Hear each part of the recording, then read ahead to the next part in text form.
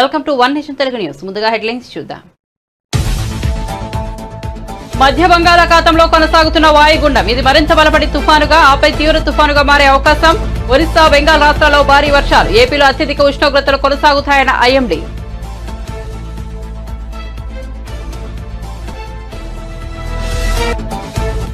శ్రీధర్ రెడ్డి హత్యను రాజకీయంగా వాడుకోవడానికి నాపై నిందలున్న మంత్రి జూపల్లి కృష్ణారావు. శ్రీధర్ రెడ్డి కుటుంబంలో భూ తగాదాలు ఉన్నాయి. సిబిఐ విచారణకు, జ్యుడిషియల్ విచారణకు సిద్ధమన్న మంత్రి.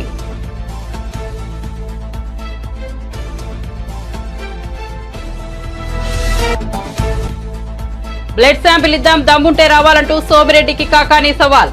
రేవ్ పార్టీ దగ్గర తన కారు ఉందంటున్న సోమిరెడ్డి, అది నా కారేనని నిరూపించగలరా అని డిమాండ్.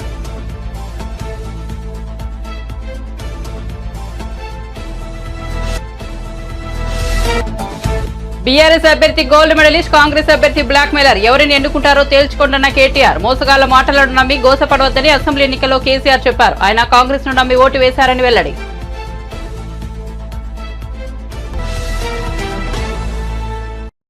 ఇక వార్త వివరాల్లోకి వెళ్తే టీడీపీ అధినేత Chandrababu union public service commission కి లేఖ రాశారు. ఐఏఎస్ కన్ఫర్మేషన్ ప్రక్రియను వాయిదా వేయాలని కోరారు. ఇప్పుడు కన్ఫర్మేషన్ ప్రక్రియ చేపట్టడం ఎన్నికల నియమావళికి విరుద్ధమని స్పష్టం చేశారు. ఎన్నికల కోడ్ ఇంకా ముగియనందున ఇప్పుడు కన్ఫర్మేషన్ ప్రక్రియ సరికాదని చంద్రబాబు తన లేఖలో పేర్కొన్నారు. సీఎంఓలో ఉన్న వారికే పదోన్నతులు పరిమితం చేశారని ఆరోపించారు.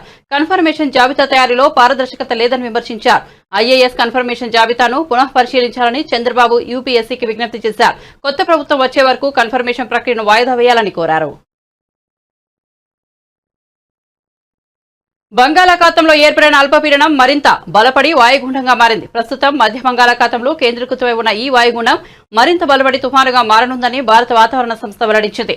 తుఫానుగా మారితే దీనిని రెవాలని పిలువనున్నారు. కాగా ఈ నెల 25వ తేదీ రాత్రికి తీవ్ర తుఫానుగా బలపడి పశ్చిమ బెంగాల్, బంగ్లాదేశ్ మధ్య తీరం దాటనుంది. దీని ప్రభావంతో ఈ నెల 25, 26 తేదీల్లో ఉత్తర ఒడిశా తీర ప్రాంత జిల్లాలో భారీ వర్షాలు కురిసే అవకాశం ఉంది. ఈ నెల 26, 27 తేదీల్లో పశ్చిమ బెంగాల్లోని తీర ప్రాంతాల్లో భారీ నుంచి అతి భారీ వర్షాలు కురుస్తాయని ఐఎండీ పేర్కొంది. ఈ నెల 28 వరకు బెంగాల్లో వర్షాలు కొనసాగే అవకాశం ఉందని తెలిపింది. అదే సమయంలో ఏపీపై ఈ తుఫాన్ ప్రభావం ఏమాత్రం ఉండదని, రాష్ట్రంలో ఎండలు మండిపోతున్నాయని ఐఎండీ స్పష్టం చేసింది. ఏపీలో వేడి గాలులు వీచే అవకాశం ఉందని ఐఎండీ వివరించింది. రాష్ట్రంలోని చాలా ప్రాంతాల్లో అత్యధిక ఉష్ణోగ్రతలు నమోదవుతాయని వెల్లడించింది. తాను పొంగులేటి శ్రీనివాసరెడ్డి బీఆర్ఎస్ పై ఎప్పుడైతే తిరుగుబాటు చేశామో అప్పుడు ఆ పార్టీపై కోలుకోలని దెబ్బపడిందని, ఆ కోపంతో తనపై బీఆర్ఎస్ ఆరోపణలు చేస్తోందని మంత్రి జూపల్లి కృష్ణారావు అన్నారు. శ్రీధర్ రెడ్డి హత్యను రాజకీయంగా వాడుకోవడానికి తనపై అసత్య ప్రచారం చేస్తున్నారని మండిపడ్డారు. శుక్రవారం ఆయన మీడియాతో మాట్లాడుతూ మృతుడికి అనేక వివాదాల్లో ప్రమేయం ఉందన్నారు. ఈ హత్యపై పూర్తి వివరాలు తెలియకుండా తప్పుడు ఆరోపణలు సరికాదన్నారు. శ్రీధర్ రెడ్డి కుటుంబంలో భూ తగాదాలు ఉన్నాయని, ఆర్థిక లావాదేవీలు ఉన్నాయన్నారు. ఈ విషయం మండలంలో అందరికీ తెలుసునని చెప్పారు. కారణం ఏదైనా కావచ్చు, ఈ అంశంపై నిక్షిప్తపాతంగా విచారణ జరగాలని, దోషులకు శిక్ష పడాలన్నారు. ఎట్లయితే ఈ యొక్క గంట్రాపల్లి ఎట్లయితే ఆరోపణ చేసిన దానిపైన ఈ దేనిపల్లి ఇష్యూస్ బయటపడ్డాయి కదా, రేపు బయటపడుతుంది కదా, తెలుస్తుంది కదా, అప్పుడు మీ ముఖం ఎడబెట్టుకుంటారు. క్షమాపణ చెప్పాలంటున్నా. ఏదైతే ఆరోపణ చేసిండ్రో గంట్రాపల్లి ఇష్యూలో మీకు దమ్ము ధైర్యం ఉంటే ఇవన్నీ పంపిస్తారు. రేపే మీకంతా ఇంగ్లీష్ చాలా ఎక్కువ వస్తుంది కదా అని ఇంగ్లీష్ కాపీలను పంపిస్తా, చదువుకొని క్షమాపణ చెప్తావా మిస్టర్ కేటీఆర్, క్షమాపణ చెప్తావా మిస్టర్ ప్రవీణ్ కుమార్. బుద్ధి జ్ఞానం ఉండాలో మాట్లాడితే. చదవడం గొప్ప కాదు, ఎంత గొప్ప చదివింది గొప్ప కాదు, ఎన్ని చదువులు చదివింది గొప్ప కాదు, ఎన్ని పదవులు గొప్ప లెక్క కాదు. సంస్కారం ఉండాల, జ్ఞానం ఉండాల, నిజాయితీగా మాట్లాడు ధైర్యం కావాల. నేను స్పష్టంగా మీరు ఇటువంటి ఆరోపణలు చేస్తే మరి నేను గతంలో నా చరిత్ర మొత్తం రాష్ట్ర మొత్తానికి తెలుసు, మా నియోజకవర్గాల ప్రజలు ఇంకా బాగా తెలుసు. ఇండిపెండెంట్గా గెలిచిన, ఆరోపర్యాయం గెలిచిన. ఇటువంటి తప్పుడు పనులు చేస్తే ప్రజలు ఊరుకుంటారా? ఆ మాత్రం జ్ఞానం లేదా? నేను అందుకని మీరేమన్నారు, సిబిఐ కాకపోతే జ్యుడిషియల్ ఎంక్వైరీ చేసుకోండి. అంత దూరం ఎందుకు? మీరందరూ పోండి, గ్రామ ప్రజల ముంగట చెప్పండి. ఎక్కడేదో గ్రామ ప్రజల ముంగట ఇదే గంటాపురం పోండి. నేను సవాల్ ఇస్తా ఉన్నా, ఇదే కేటీఆర్ను, ఇదే ఆయనతో పాటు పోయినటువంటి వాళ్ళందరినీ కూడా ప్రవీణ్ కుమార్ ఇంకోరైనా ఇదే గండ్రాపు నా మీద ఆరోపణ చేసింది కదా, నిన్న ఎటువంటి ఆరోపణ చేసిండ్రో ఇదే ఆరోపణ గండ్రాపు చేసింది కదా. మీకు ధైర్యము దమ్ము ఉంటే డైరెక్ట్గా గ్రామాలకు వెళ్ళి చౌరస్తా నిలబడి మీరు ప్రజల సమక్షంలో దమ్ము ధైర్యం ఉంటే రేపు 20 లక్షలలో ఏం జరుగుతుందో మనం wait for the enquiry. 24 hours కాలే ఒకటే ఉదయం జరిగితే ఇప్పుడు మధ్యరాత్రి ఇప్పుడు తెలియదు. ఉదయం అసలు ప్రజలకు తెలిసిందే ఉదయం తెలిస్తే మీరు 11 గంటలకు తయారైనరు, మధ్యలో అడిపోయినారు. దీన్ని బట్టి ఏమర్థమవుతుంది? కనీసం నీవే మాట్లాడినావు పూర్వాపరాలు తెలుసుకుందామని, మరి పూర్వాపరాలు తెలియకుండా ఎట్లా ఆరోపణలు చేసినావు? అంటే దుగ్ధ కాదా ఇది? మా మీద కోపం కాదా? మీకు ఏం దొరకదు కాబట్టి ఇటువంటి చేస్తారా? నేను క్షమాపణ డిమాండ్ చేస్తా ఉన్నా. ఇంకొకసారి ఇటువంటి తప్పుడు ఆరోపణలు చేస్తే ఇప్పుడు నిజంగా నేను ప్రశ్న మాట్లాడుతా ఉన్నా. రా చౌరస్తాకు రా, నీవు ప్రవీణ్ గారు రా, 7 గంటలకు వస్తా నేను. ఆ బాధ కుటుంబాలు మిలిపేయండి. బేకు మాట్లాడుకుంటూ మీ బేకు మాట్లాడుకుంటే అంటే పబ్లిక్ అంతా చూతే చేస్తారా? మీ బాగా ఉదయ పత్రిక మీడియా అడ్డం ఉందని. You are unfit to be politicians. ఈ రోజు దగ్గర తప్పుడు ఆరోపణ చేసినా ఎవరిపైనా ఎన్నో జరిగినాయి. మీకు ఇంకో చెప్తా ఉన్నా, నేను రాజకీయం రాకముందుకు నాకంటే ముందున్నటువంటి సందర్భంలో చాలా గ్రామాల్లో 107 కేసులు ఉన్నాయి. పార్టీల టీడీపీ నేత మాజీ మంత్రి సోమిరెడ్డి చంద్రమోహన్ రెడ్డికి వైసీపీ ఎంపీ కాకాని గోవర్ధన్ రెడ్డి సవాల్ విసిరారు. బెంగళూరు రేవ్ పార్టీ అంశంలో సోమిరెడ్డి చేసిన ఆరోపణలపై కాకాని శుక్రవారం మీడియాతో మాట్లాడారు. నీ బ్లడ్ శాంపిల్ నా బ్లడ్ శాంపిల్ ఇద్దాంరా అన్నారు. ఎవరు తాగుతారు, డ్రగ్స్ తీసుకుంటారో తేలిపోతుందన్నారు. తన పాస్పోర్ట్ కార్డులో లభ్యమైందని చెప్పారని, ఇదిగో నా పాస్పోర్ట్ చూడనంటూ చూపించారు. అక్కడ ఉన్నది తన కారే అని నిరూపిస్తావా అంటూ కాకానికి సవాల్ విసిరారు. తన పాస్పోర్ట్ రేవ్ పార్టీ వద్ద ఉన్న కారులో దొరికిందంటే రుజువులు చూపించాలని డిమాండ్ చేశారు. కారు విజయవాడకు చెందిన తుమ్మల వెంకటేశ్వరరావుది అన్నారు. ఫామ్ హౌస్ యజమాని గోపాల్ రెడ్డి ఎవరో తనకు తెలియదన్నారు. దాంతో పాటు ఎవరికి ఏ అలవాట్లు ఉన్నాయనేటువంటిది ప్రజలకు తెలియాలి. కాబట్టి ఒకసారి నీ బ్లడ్ శాంపిల్ నా బ్లడ్ శాంపిల్ 2 ఇస్తే ఇప్పుడు కౌంటింగ్ దాకా పూజలు చేస్తాడయ్యానని, కాబట్టి కౌంటింగ్ దాకా దేవుడు నువ్వు నమ్మతామని నేను అనుకుంటున్నా.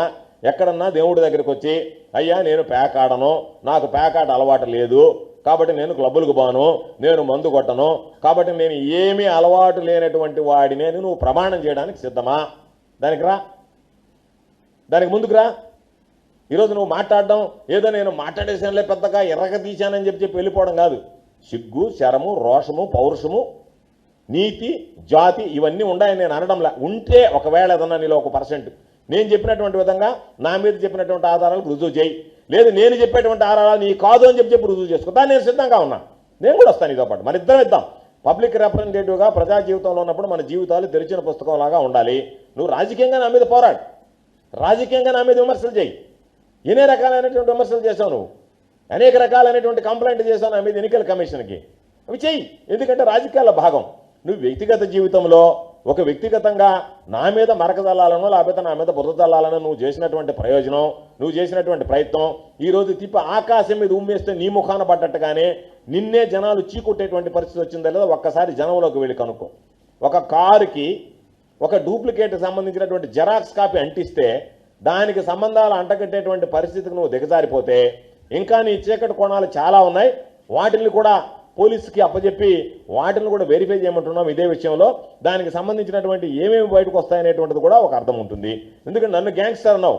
నేను ఈరోజు చెప్తున్నా, రేడియం విగ్రహాలు అమ్మడానికి తిరిగినటువంటి వాడి, పురాతనమైనటువంటి పంచలోహ విగ్రహాలను అమ్మినటువంటి వాడి, విదేశాలకు అమ్మినటువంటి వాడి. నువ్వు గ్యాంగ్స్టర్ అంటే ఎవరిని అంటారు? స్మగ్లర్ అని ఎవరిని అంటారు? నీలాంటి వాడిని అంటారా, నాలాంటి వాడిని అంటారా? లేదు నేను రేడియం బొమ్మలు ఎత్తుకుని నా కారులో తిరగలేదని ప్రమాణం చేస్తావా? పోనీ అదేని చెప్పు.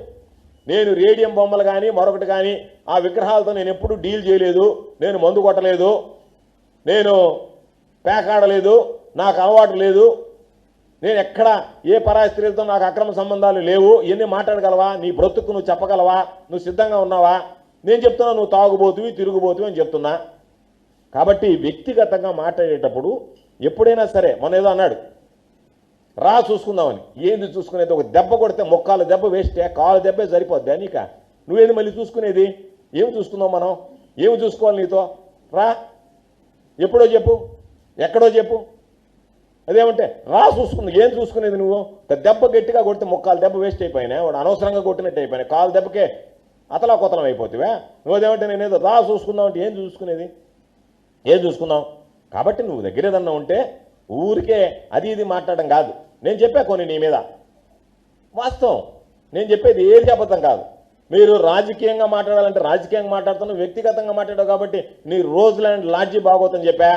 ఇవన్నీ పొక్కాలు చెప్పుకుంటూ పోతే నీ చీకటి కొనాల గురించి సిమ్లాలో నువ్వు పావు ప్లేట్ బిర్యానీ తిని బిల్లు కట్టకుండా పోతే నేను సిమ్లా వాళ్ళు చుట్టుపట్టుకున్న నాయకు కుట్టిన దగ్గర నుంచి సిమ్లా హోటల్లో నీ చరిత్ర అంతా చెప్తా. నేను నీ చరిత్ర అంతా నెల్లూరు జిల్లాలో ఉండేటువంటి వాళ్ళందరికీ తెలుసు. ఎందుకంటే తమరితో ఉండేటువంటి వాళ్ళే, తమరితో గడిపినటువంటి వాళ్ళే తమరితో విభేదించి అయ్యా ఇదిగో ఈ బ్రతికిట్లాంటిదని చెప్పి పొంకాలుగా బయట చెప్పేటువంటి పరిస్థితి ఉంది.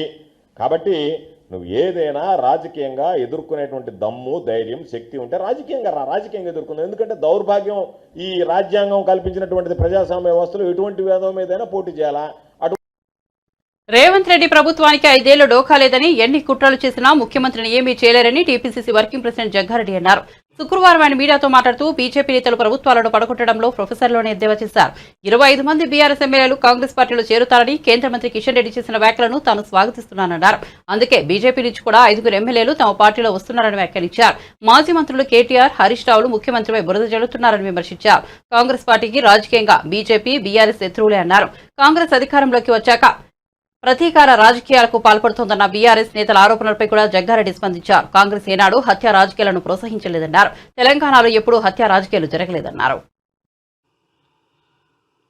అంటే కిషన్ రెడ్డి గారు మాటల్లో ఏం కనబడ్డదంటే మాకు ఈ 25 మంది బీఆర్ఎస్ ఎమ్మెల్యేలు కాంగ్రెస్లో చేరుతారు అని చెప్పిండు అని అంటే దాని యొక్క ముఖ్య ఉద్దేశం ఏంటంటే ఈ 5 నెలల కాంగ్రెస్ గవర్నమెంట్ తెలంగాణలో మంచి పరిపాలన అందించింది కాబట్టి అందుకే 25 మంది ఎమ్మెల్యేలు కాంగ్రెస్లో జాయిన్ అవుతారని చెప్పినట్టుగానే కాంగ్రెస్ పార్టీ భావిస్తున్నది.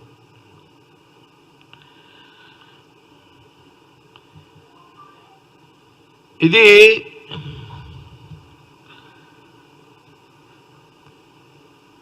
ఒక అందుకు చెప్పాలంటే కాంగ్రెస్ జాతీయ స్థాయిలో ఎక్కడైనా కానీ జాతీయ రాజకీయాల్లో కాంగ్రెస్కి బీజేపీకి ఎక్కడ కూడా పడదు. రాజకీయంగా మేము కాంగ్రెస్ బీజేపీ 2 శత్రువులే జాతీయ స్థాయిలో, పాలసీల పరంగా శత్రువులం. కానీ అలాంటి పార్టీ అధ్యక్షుడే ఈరోజు కాంగ్రెస్ స్టేట్లో మంచిగా పరిపాలిస్తుందనే నిర్ధారణలోనే 25 మంది బహుశా ఇక అని ఆ స్టేట్మెంట్ ఇచ్చినట్టుగానే కాంగ్రెస్ పార్టీ భావిస్తుంది. సరే వాళ్ళ పార్టీలో 5 మంది ఉన్నోళ్ళు 8 మంది ఏదో ఉన్నారు అనుకుంటా, అందులో ఒక 5 మంది కూడా బయటికి పోవచ్చు అనే ఒక ప్రచారం కూడా జరుగుతున్నది. కాకపోతే డైరెక్ట్గా బీజేపీ ఎమ్మెల్యేలు పోతారు అని కిషన్ రెడ్డి గారు అనలేరు కదా. డైరెక్ట్గా బీఆర్ఎస్ గురించి చెప్పిండు, ఇండైరెక్ట్గా కొంత బీజేపీ కూడా బీజేపీ మీద ఇంటి ఇచ్చినట్టుగా మాకు అట్లా కనిపిస్తుంది. ఆయన యొక్క ప్రెస్ మీట్ యొక్క స్టేట్మెంట్ చూస్తే మాకు అట్లా కనిపిస్తుంది. ఎందుకంటే ఈరోజు నిన్న ఆల్ ఛానల్స్, ఈరోజు ఆల్ ప్రింట్ మీడియాలో లీడ్ అంతా కిషన్ రెడ్డి గారిదే ఉంది. కాంగ్రెస్లోకి 25 మంది బీఆర్ఎస్ ఎమ్మెల్యేలు అనేది లీడ్ ఉంది ఈరోజు. కాబట్టి చాలా నాకు సంతోషం అనిపించింది. కాంగ్రెస్ పార్టీ మాకు చాలా సంతోషం అనిపించింది. మమ్మల్ని ఎట్లా దెబ్బ కొట్టాలి అని అన్న లక్ష్మణ్ గారు కూడా చాలాసార్లు ఇచ్చారు స్టేట్మెంట్. ఈయన కూడా ఆ మధ్యలో కిషన్ రెడ్డి గారు, మన లక్ష్మణ్ గారు ఎంపీ గారు కూడా ఇచ్చిర్రు. ఖచ్చితంగా ఏదో చేస్తాం, అది చేస్తాం, నక్కుతాం, గిరుకుతాం కాంగ్రెస్ గవర్నమెంట్ అని అన్నారు. కానీ సడన్గా ఇది ఒక స్టేట్మెంట్ రావడంతో నేను తెలంగాణ ప్రజలు కూడా హర్షిస్తారు దీని మీద తప్పకుండా. కాబట్టి దీన్ని స్వాగతిస్తూ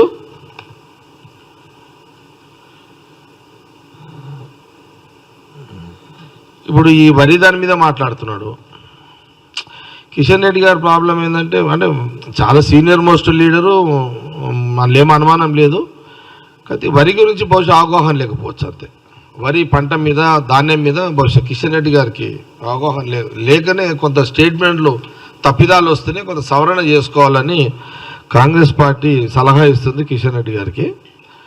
అదే అసలు ధాన్యం ఒక ధర ఫిక్స్ చేసేది కేంద్రం కదా. మోసగాళ్ల మాటలు నమ్మి గోసపడవద్దని అసెంబ్లీ ఎన్నికల్లో కేసీఆర్ చెప్పారు. ఆయన కాంగ్రెస్ కు నమ్మి ఓటు వేశారు. నేడు కాంగ్రెస్ పార్టీ వాళ్ళలో అన్ని వర్గాల ప్రజలు ఇబ్బంది పడుతున్నారని బీఆర్ఎస్ వర్కింగ్ ప్రెసిడెంట్ కేటీఆర్ అన్నారు. చోటుప్పల్ మండలం దామరి గ్రామంలోని బాలాజీ గార్డెన్లో నిర్వహించిన మునుగోడు ఎన్నికల నియోజకవర్గ పట్టభద్రుల ఎన్నికల సన్నాహక సమావేశంలో పాల్గొన్నారు. ఈ సందర్భంగా ఆయన మాట్లాడుతూ కాంగ్రెస్ కావాలన్నా కరెంటు కావాలన్నా అనే విషయంలో రైతులు గీత కార్మికులు ఆలోచన చేయాలన్నారు.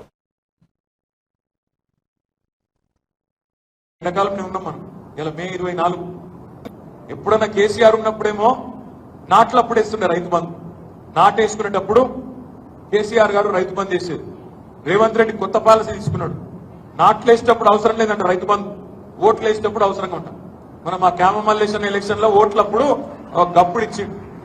ఎందుకంటున్నా అంటే మనం పిచ్చోళ్ళు అనుకుంటున్నాడు ఆయన. పాత రైతు బందే ఇచ్చి, కేసీఆర్ ఇచ్చిన రైతు బందే ఇచ్చి రైతు భరోసా నేను బిల్డప్ ఇచ్చినా ఇళ్ళకే మెరక మళ్ళా నాకే గుద్దుతారు.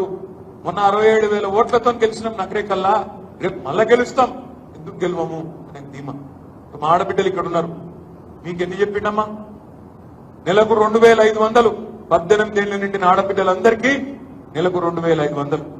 కేసీఆర్ పెళ్లి చేసుకుంటే ₹1,00,000 ఇస్తున్నాడు, నేను తులం బంగారం ఇస్తా. ముసలోళ్లకు కేసీఆర్ ఇంట్లో ముసలమ్మకో ముసలయ్యకో ఇస్తున్నాడు, నేను ఇద్దరికి ఇస్తా, ఇద్దరికి చెరి 4,000 ఇస్తా. ఇన్ని కథలు చెప్తే పాపం మా ఆడబిడ్డలు కూడా వాళ్ళు కూడా మోసపోయి వాళ్ళు కూడా ఓట్లేసింది. ఫ్రీ బస్సు, బంగారం అన్ని చెప్తే బుద్ధి ఒక్కలకన్నా వచ్చిందా 2,500 నగరేకల్లో? ఒక్కలకు. కానీ సిగ్గు లేకుండా ఎట్లా అబద్ధాలు చెప్తారంటే, ఆదిలాబాద్ కు రాహుల్ గాంధీ వచ్చిండు మొన్న పార్లమెంట్ ఎన్నికల్లో. ఆయన చెప్తున్నాడు అక్కడ ఓపెన్ గా మా బహిరంగ సభల, మేము నెలకు 2,500 పత్తం స్టార్ట్ చేసినాం, పడుతూనే ఉన్నాయి అకౌంట్లల్లా, మొత్తం ఎక్కడికక్కడ పోతూనే ఉన్నాయని చెప్తున్నాడు. ఉత్తరప్రదేశ్ లో ప్రియాంక గాంధీ చెప్తున్నది, మేము తెలంగాణలో మా ప్రభుత్వం వచ్చింది, రాగానే అక్కడ మహాలక్ష్మి పథకం చాలు చేసినాం, 2,500 రూపాయలు పడుతూనే ఉన్నాయి, జరిగిపోతూనే ఉన్నదని చెప్పి అక్కడ చెప్తా ఉన్నాను. అవన్నీ ఎందుకు? రేవంత్ రెడ్డి మన ఇక్కడికి కూడా వచ్చింది కదా ప్రచారానికి, భువనగిరి పార్లమెంట్కి. ఏమన్నాడు వచ్చి, 6 గ్యారెంటీలలో 5 అమలు చేసినాం, 5 అమలు అయిపోయినాయి అంట. మాకైతే తెలియదు, ఇక్కడ మీరు చెప్పాలి. అమలు అయిపోయినాయి 5 గ్యారెంటీలు. 6 గ్యారెంటీలలో 13 హామీలు ఉన్నాయి. అవి కాకుండా మరొక 407 ప్రామిసులు వేరే ఉన్నాయి. మొత్తం కలిపి 420 హామీలు ఉన్నాయి. ఒక్కటి అమలు చేసింది ఇప్పటికి, ఒకటే ఒక్కటి. ఏంటిది? బస్సు. ఇక ఆ బస్సు అందం చెప్పరాదు. అందులో ఆడోళ్ళు కొట్టుకున్నాడు, మగోళ్ళు తిట్టుకున్నాడు. ఆడోళ్ళేమో సీట్ల కోసం కొట్టుకుంటారు, మగోళ్ళేమో టికెట్ కొనుక్కొని ఏం దరిద్రం రాని మగోళ్ళు తిట్టుకుంటారు. వైసీపీ పాలనలో ఎస్సీ ఎస్టీ మైనారిటీలకు రక్షణ లేకుండా టీడీపీ రాష్ట్ర అధికార ప్రతినిధి సయ్యద్ రఫీ ధ్వజమెత్తారు. మార్చిలలో 6గురిని హతమార్చారని మండిపడ్డారు. 79 మందిపై దాడులకు తెగబడగా అందులో 51 మంది ఎస్సీ ఎస్టీ మైనారిటీలని తెలిపారు. జగన్ రెడ్డి పాలనలో పిన్నెల్లి హింసకు రక్తపాతానికి అడ్డు లేకుండా పోయిందని దుయ్యబట్టారు. ఈవీఎంలను ధ్వంసం చేసిన పిన్నెల్లిపై కేసు నమోదు చేయకుండా పోలీసులే తప్పించడం సిగ్గుచేటని విమర్శించారు. చేస్తున్నటువంటి దౌర్జన్యాల మీద నేను ఈ ప్రెస్ మీట్ ఏర్పాటు చేశాను. అయితే వైసీపీ నాయకులు ఏం మాట్లాడుతున్నారంటే, ఎస్సీ ఎస్టీ బీసీ మైనారిటీలు ఓట్లు వేయటానికి వస్తే తెలుగుదేశం నాయకులు అడ్డుకున్నారు, అందుకనే గొడవలు జరుగుతున్నాయి. ఎస్సీ ఎస్టీలు బీసీలు మైనారిటీలు మా పక్షాన ఉన్నారు, మేము వాళ్ళకి ఉద్ధారకులం అని చెప్పి మాట్లాడుతూ ఉన్నారు. నేను ఈ సందర్భంగా మాచర్లలో పిన్నెల రామకృష్ణారెడ్డి అతని సోదరులు అతని ముఠా 6గురిని హతమార్చారు. స్థానిక సంస్థల ఎన్నికల్లో దాడులు దౌర్జన్యాలు 18. మాచర్ల నియోజకవర్గంలో 77 పంచాయతీలు ఉంటే 74 దౌర్జన్యంగా ఏకగ్రీవం చేసుకున్నారు. ఇది ప్రజాస్వామ్యం. జగన్మోహన్ రెడ్డి చెప్పే ప్రజాస్వామ్యం ఇది. మాచర్ల మున్సిపల్ ఎన్నికల్లో ప్రతిపక్ష పార్టీలు ఒక్క నామినేషన్ కూడా వేయనీయకుండా హింసాత్మకంగా అడ్డుకున్నారు. ఎవ్వరు నామినేషన్ వేసే పరిస్థితులు, పోలీసులు, వైసీపీ గూండాలు అక్కడ యథేచ్ఛగా సైర వ్యవహారం చేశారు. దీని మీద నిజ నిర్ధారణ కమిటీ వేసి మా మాజీ MLA Bonda Umamaheswara Rao, MLC Buddha Venkanna, high court advocate Para కిషోర్లు అక్కడికి వెళ్తే వాళ్ళ కారు మీద తురుగా కిషోర్ అనేటువంటి ఒక గూండా వాళ్ళని చంపటానికి ఇంత పెద్ద దుంగ తీసుకొని ఆ అద్దాలు పగలు కొట్టుకుంటూ చేసినటువంటి దౌర్జన్యం మొత్తం దేశం చూసింది. అయితే ఆ తురుగా కిషోర్కి ఏం చేశాడు జగన్మోహన్ రెడ్డి? మున్సిపల్ చైర్మన్ పదవి కట్టుబెట్టాడు.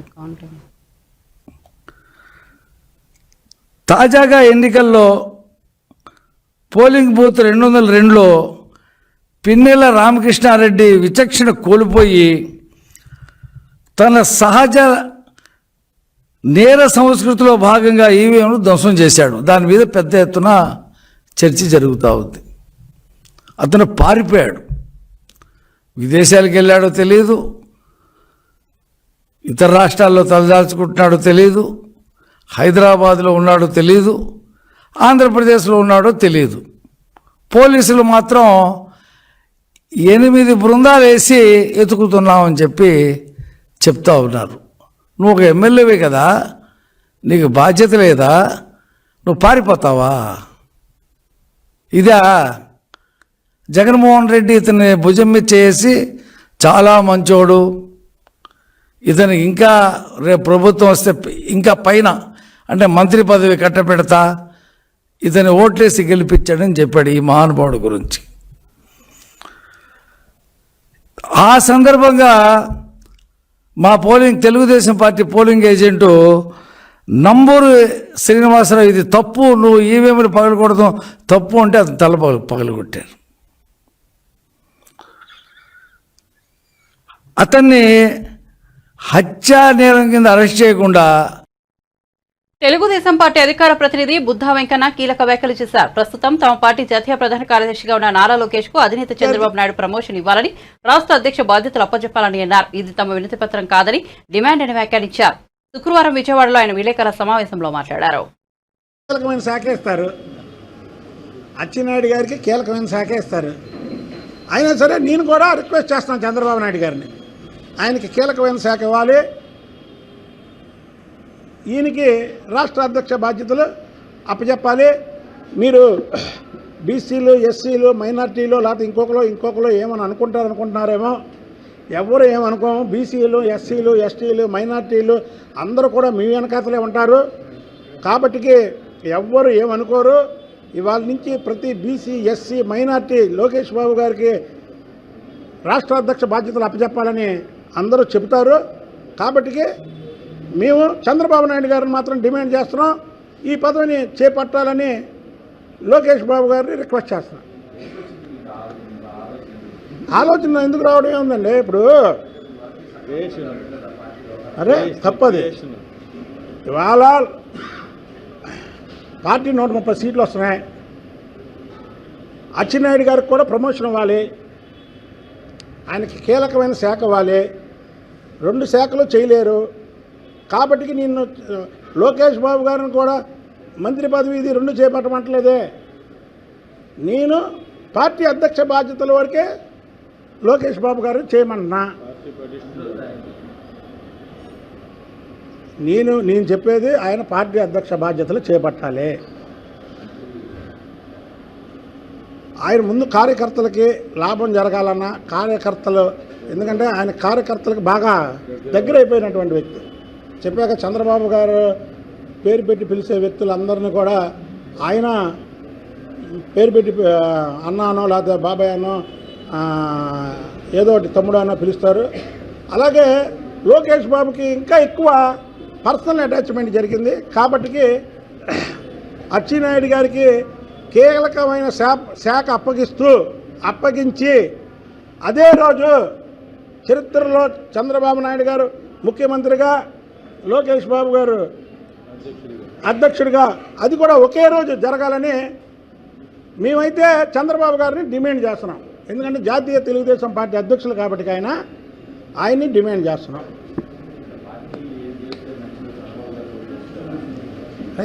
ఇప్పుడు చంద్రబాబు గారికి తెలుసు, మేము నేను చంద్రబాబు నాయుడు, నేను పార్టీలో వన్ ఆఫ్ ది మెంబర్నే కదా. నేను రాష్ట్ర పార్టీ తెలుగుదేశం పార్టీ ప్రధాన కార్యదర్శిని. 5 ఏళ్ళు తెలుగుదేశం పార్టీ గురించి పోరాడానా లేదా చెప్పండి మీరు?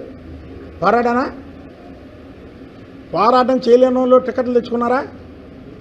మాకు టికెట్లు ఇవ్వకపోయినా మేము పార్టీకి అంకిత భావంతో ఆ కుటుంబానికి లాయల్గా మేము ఉన్నాం కదా. కాబట్టి డిమాండ్ చేసే హక్కు నాకుంది. అది కూడా చెప్తున్నా, డిమాండ్ చేసే అర్హత నాకుంది. కాబట్టి నేను అది చేస్తున్నా. నా గురించి అయితే కరెక్ట్ కాదు. అది అందుకనే చెప్పేది నేను ఒక బీసీ. కాంగ్రెస్ ప్రభుత్వం ఉద్యోగులను, నిరుద్యోగులను మోసం చేసింది. 6 గ్యారంటీలను 100 రోజుల్లో అమలు చేస్తామని మోసపూరిత హామీలిచ్చి గెలిచాక ఒక్క హామీ కూడా అమలు చేయలేదని మాజీ మంత్రి ఎమ్మెల్యే హరీష్ రావు అన్నారు. శుక్రవారం పట్టభద్రుల ఎన్నికల ప్రచారంలో భాగంగా ఖమ్మం జిల్లా సత్తుపల్లి నియోజకవర్గంలో నిర్వహించిన సన్నాహక సమావేశంలో పాల్గొని మాట్లాడారు. హామీలను అమలు చేయకుండా మొద్దు నిద్రపోతున్న కాంగ్రెస్ ను తట్టిలేపాలంటే ఆ పార్టీని ఓడగొట్టాలని పిలుపునిచ్చారు. తర్వాత ఇవాళ చేతులు ఎత్తింది కాంగ్రెస్ పార్టీ. ఏం చెప్పారు? 6 అయినాయట. 5 అయినాయా? 6 అమలైనాయి అంటున్నాడు రేవంత్ రెడ్డి. అయినాయే? మీరే చెప్పాలి. మొదటి హామీ మహిళలకు మహాలక్ష్మి కింద 2500 వచ్చినాయా? వచ్చినాయి. పేదలందరికీ ఇండ్లు వచ్చినాయా? ఒక్కటి కూడా అమలు కాలే. అందరినీ మోసం చేశారు. ముఖ్యంగా విజ్ఞానవంతులు, మేధావులు, విద్యావంతులు, గ్రాడ్యుయేట్లు ఇవాళ మీరు ఆలోచించాలి. ఇక్కడ కాంగ్రెస్ పార్టీ ఓడిపోతే ఉన్న గవర్నమెంట్ పడిపోతుందా? కాంగ్రెస్ గవర్నమెంట్ ఏం పడిపోదు. కానీ గ్యారంటీల అమలు విషయంలో మొద్దు నిద్రపోతున్న ఈ కాంగ్రెస్ ప్రభుత్వాన్ని మనం తట్టి లేపిన వాళ్ళమైతాం. బిడ్డ నువ్వు అమలు చేయలేదు కనుకనే నిన్ను ఓడగొట్టినమని వాళ్ళ కళ్ళు తెరిపించాల్సిన అవసరం ఉంది. ఇలా విద్యార్థులకు ఏం చెప్పారు? 5 లక్షల విద్యార్థి భరోసా కార్డు ఇస్తామన్నారు. అమ్మాయిలకు స్కూటీలు ఇస్తామన్నారు. భరోసా కార్డు లేదు, స్కూటీ ముచ్చట లేదు. నిరుద్యోగ యువతకు ఏం చెప్పారు? 4000 నిరుద్యోగ భృతి ఇస్తామన్నారు. అంతేకాదు నిరుద్యోగులకు మెగా డిఎస్సి ఇస్తాం, 2 లక్షల ఉద్యోగాలు నింపుతాం, ₹1 ఫీజు లేకుండా మీరు దరఖాస్తులు పెట్టచ్చు అన్నారు. ఒక్కటన్నా అమలైందా? ఇలా ఒక్క ఉద్యోగ నోటిఫికేషన్ ఇచ్చారా? వాళ్ళు ఏం చెప్పారు? నిరుద్యోగులకు 2 లక్షల ఉద్యోగాల జాబ్ క్యాలెండర్ ఇస్తామన్నారు. 6 నెలలైనా ఏమైంది మీ జాబ్ క్యాలెండర్ అని అడుగుతా ఉన్నా. 6 నెలల్లో జాబ్ క్యాలెండర్ ఎందుకు ఇవ్వలేదో ఇవాళ కాంగ్రెస్ పార్టీ సమాధానం చెప్పాల్సిన అవసరం ఉంది. మొన్న మేము అసెంబ్లీలో అడిగినాం, నిరుద్యోగ భృతి ఇస్తామన్నారు కదా, ఎప్పటి నుంచి ఇస్తారు అని అడిగినాం. ఎప్పటి నుంచి ప్రారంభమైద్దని అడిగాం. మీ జిల్లా మంత్రి, ఉప ముఖ్యమంత్రిగా ఉన్న భట్టి గారు లేచి అంటాడు, మేము ఎలక్షన్లల్లా నిరుద్యోగ భృతి ఇస్తామని మాట ఇయ్యలేదు అంటాడు. ఇచ్చిందా లేదా? రాహుల్ గాంధీతో చెప్పించారు, ప్రియాంక గాంధీతో చెప్పి. బులెటిన్ ముగించే ముందు హెడ్లైన్స్ మరోసారి చూద్దాం. మధ్య బంగాళాఖాతంలో కొనసాగుతున్న వాయుగుండం, ఇది మరింత బలపడి తుఫానుగా, ఆపై తీవ్ర తుఫానుగా మారే అవకాశం. ఒడిశా, బెంగాల్ రాష్ట్రాల్లో భారీ వర్షాలు.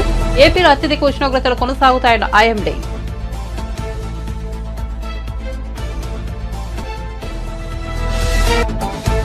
శ్రీధర్ రెడ్డి హత్యను రాజకీయంగా వాడుకోవడానికి నాపై నిందలున్న మంత్రి జూపల్లి కృష్ణారావు. శ్రీధర్ రెడ్డి కుటుంబంలో భూతగాదాలు ఉన్నాయి. సిబిఐ విచారణకు, జ్యుడిషియల్ విచారణకు సిద్ధమన్న మంత్రి.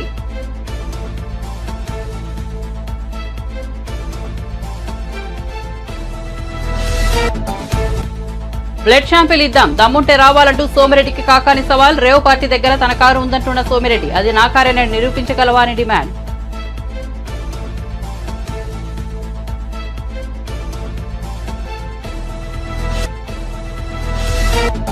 బీఆర్ఎస్ అభ్యర్థి గోల్డ్ మెడలిస్ట్, కాంగ్రెస్ అభ్యర్థి బ్లాక్ మెయిలర్. ఎవరిని ఎన్నుకుంటారో తేల్చుకున్న కేటీఆర్. మోసగాళ్ల మాటలు నమ్మి గోసపడవద్దని అసెంబ్లీ ఎన్నికల్లో కేసీఆర్ చెప్పారు. అయినా కాంగ్రెస్ ను నమ్మి ఓటు వేశారని వెల్లడి.